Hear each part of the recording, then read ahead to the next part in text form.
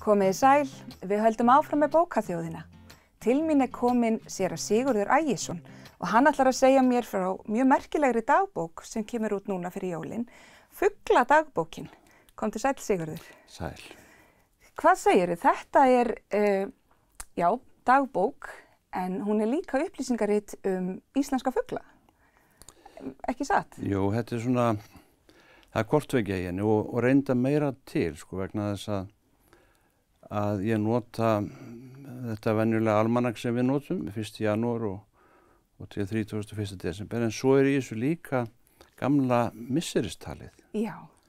Sem var nú fullskapað á 12. öld og við notum enn hluta af við tölum Þorra og Góu sem voru með síðustu mánuði vetrar og litirnir sem eru á síðum bókarinnar, þessi 4 litir, þeir eiga að sýna okkur sem sagt misseristalið Þar var sumar sem sagt 6 mánuðir, en síðasti mánuður var reyndar haustmánuður og svo eins með veturinn að síðasti mánuður þar var vormánuðurinn, 1 mánuður.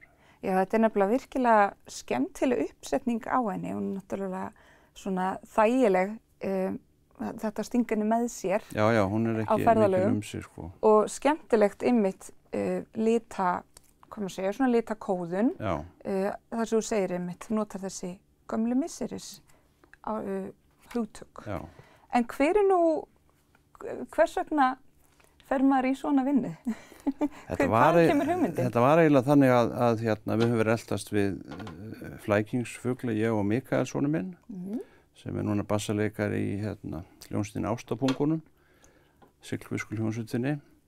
Við vorum staddir á Höfn í Hornafirði fyrir nokkrum árum og vorum að eltast við flækingsfugl sem heitir grænfinga. Já. Og voru reyndar, þetta var eiginlega 3. tilraun okkar til þess að sjá hana fugl, Það er 7 tíma akstur á Höfn, Já, akkurat. En við náðum að sjá hana í 3. tilraun og í húsi sem við fórum þar inn í, okkur var boðið inn í, þar lá sænsk bók svipuð. Og ég sá strax í hendi minni að þetta væri eitthvað sem við þyrftum að fá á íslensku. Og það var svona kveikjan að þessari bók. Þessi er aðeins öðruvísi uppsett, miðaldið við aðstæður okkar hér og á undan hverju viku er fróðleikur fugl. Þetta er 52 fuglar sem eru teknir fyrir þarna. Og helmingur þeirra eru flækingsfuglarnir sem eru að heimsækja okkur. Það er nefnilega ekki allir sem að vita að þeir eru að koma hér, misoft. En sjá til, það eru 75 fuglategundir sem verpa hérna staðaldri, en 410 eða 11 sem að hafa komið til Íslands. Já, þetta er mikill fjöldi. Mun fleiri eflaust heldur maður gera sig grein fyrir. Já, það er það. Og var þetta þá einhvers konar ákvörðun hvaða fuglar komust inn?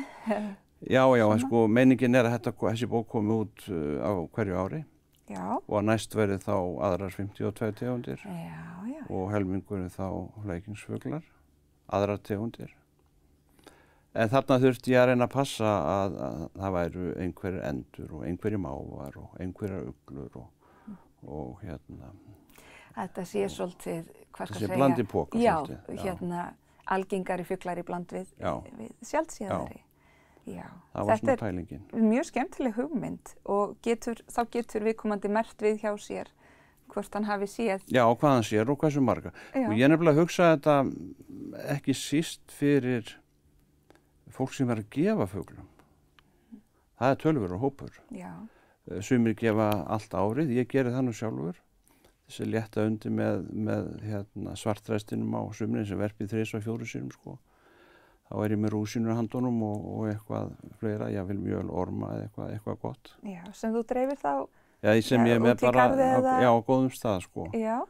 Og þetta léttir svolítið sporinn.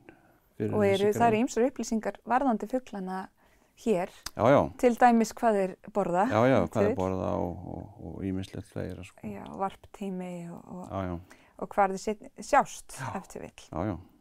Þetta mjög áhugavert og það sem ég þótti svo gott líka að eins og stendur nú hér aftan á að það líka hægt að bara púnta hjá sér hitt og þetta sem maður gerði yfir daginn. Já, þess vegna sko. Já, og svo ertu með veðramerkin eða veðumerki réttar sagt. Já, það er þetta merkja við hvernig veður var. Hvernig veðurfarið. Og það er gott líka af því að maður heldur að muni allt sko.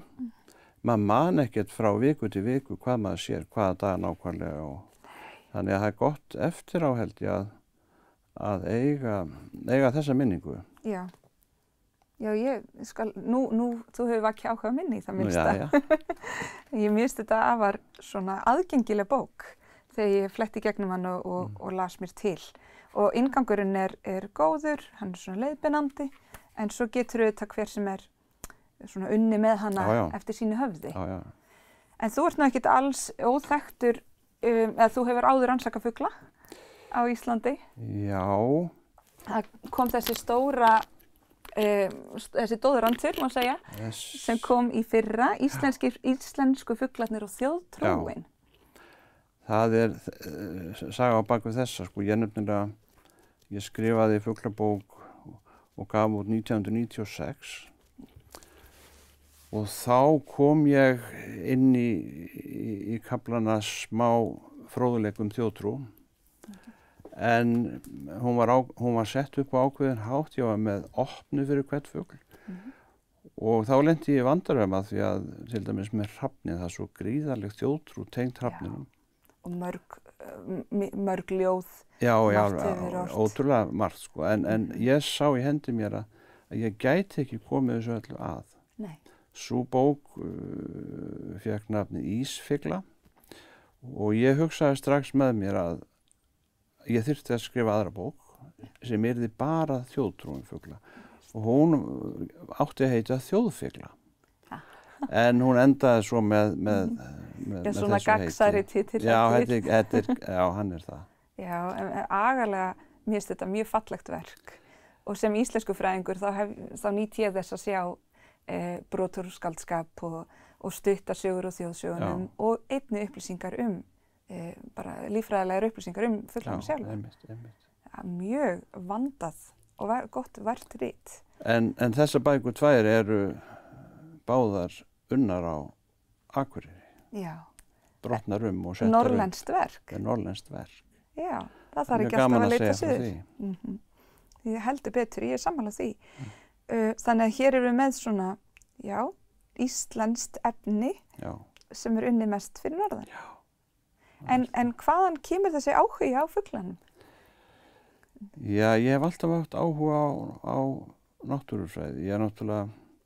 Ég fæddur á Siglufirði og alinn þar upp og húsið okkar stóð nálægt fjörunni sko, og maður var að þvæla þar á vorin og þar var mikið af fuglum og ein fyrsta minning mín er svo að ég hélt að lóa og spói væri hjón og kom staði þegar ég var að vinna þessa bók íslensku fuglana og þjóðtrúna að það voru fleiri sem héldu þetta.